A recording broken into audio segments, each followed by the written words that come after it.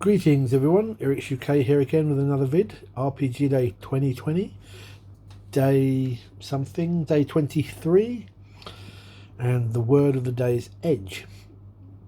And I'll be completely honest with you, I spent the whole day at work, a nice 10-hour shift, trying to fathom out what on earth I was going to do for the word edge. So I've played with it a bit, I was like, edgy. Okay.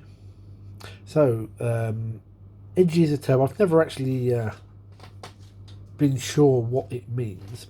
So a quick look here before I did this vid on Google Dictionary says that edgy is tense, nervous or irritable, or at the forefront of a trend, experimental or avant-garde.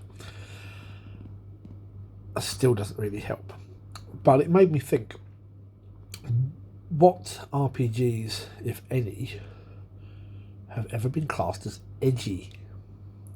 And it made me think that back in the day, I used to play or run Cyberpunk 2020. Oh, that was out of date. And Shadowrun, both what were defined as cyberpunk genre. And while I can be honest and say I've never really quite got my head around exactly what cyberpunk is meant to be, except some sort of counterculture thing. The games are always described in some form or other in gaming magazines or online as edgy, and I'm not really sure what that means. But playing with that, I thought I would use this as an opportunity to discuss what those games are, and maybe we can work out why they are edgy. So, essentially, with the exception of GURPS Cyberpunk, which I had but never did anything with, Shadowrun and Cyberpunk 2020 were the only RPGs under the cyberpunk genre that I've ever played, or GM'd in this case. And with the exception of Shadowrun, which has a fantasy bent to it, they are essentially near dark future games without going the Mad Max route, where basically corporations run the world from these giant arcologies. Most people live in squalor or are forced to work for these corporations, often for minimal wage, just enough to live by. But there are individuals who are, well, I would say mercenaries, really. And these mercenaries are often put together, hired by corporations, powerful persons, underworld types, to basically do a job. That's how they work in these games. And they have to do things like corporate espionage, or it might even be, I mean, I was going to say bodyguarding. I ran a very good Shadowrun scenario about 25 years ago that I'd come up with, which is based around bodyguarding a pop star, which oddly enough worked really, really well considering what these sort of games are normally built around. And it also uses the concept that technology has reached a certain point that cybernetics is very kind of mainstay. If you've seen I can't think of the film now, Blade Runner, you're very much looking at a cyberpunk style story. Other ones that kind of work with it are things like Johnny Mnemonic. Other films are going to pop into my head and disappear again. But essentially, those are the sort of concepts that you are playing in these sort of games. You are characters living on the edge, and you pretty much make your money doing these illegal jobs, which could quite easily result in you being killed with no repercussions, because you're in the wrong. You're essentially criminals, you're street samurai, you're thugs.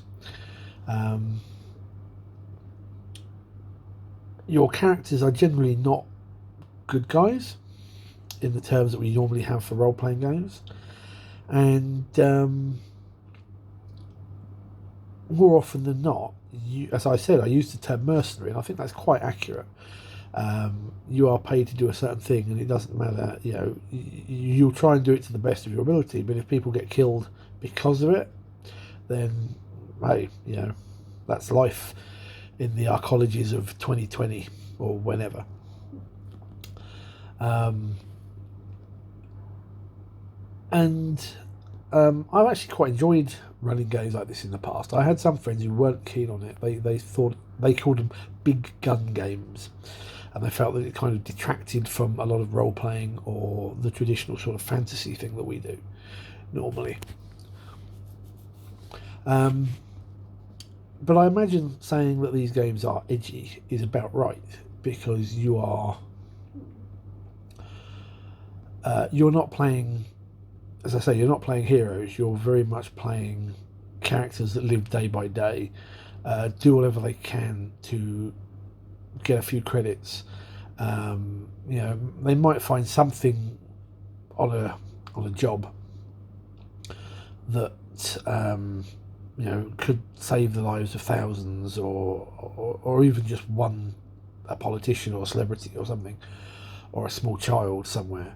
And it's up to you. You might do the right thing, otherwise you might try and flog it for a small fortune or whatever. You're not good guys. I wouldn't necessarily say you're bad guys. I think a lot of characters in cyberpunk style games are very immoral? No. Amoral? Out for themselves, I think, very much. They might look out for their comrades, but I